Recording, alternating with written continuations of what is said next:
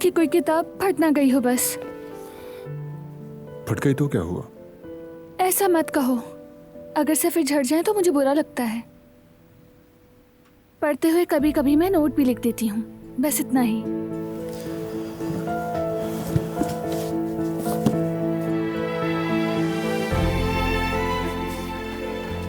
ये मेरा पसंदीदा नॉवेल है। ये बहुत पुराना एडिशन है। मैंने अभी तक नहीं पढ़ा। तुम मुझे सजेस्ट कर रही हो क्या? हाँ हाँ, जरूर पढ़ना तुम। टॉपिक क्या है? एक अमीर आदमी और एक मिडिल क्लास लड़की के दरमियान की मोहब्बत की कहानी। लेकिन दोनों ने अपनी अना की वजह से कभी इजहार नहीं किया।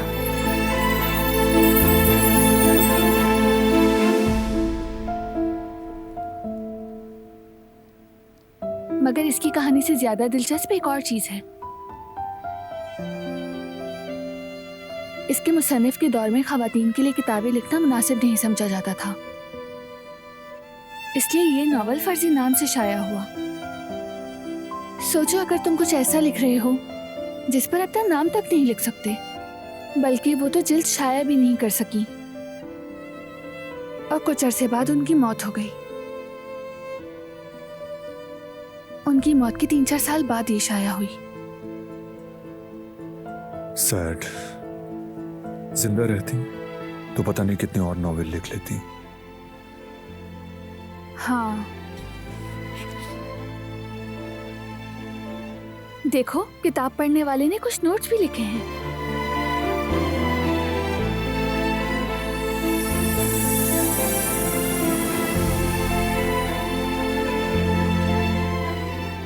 ये तो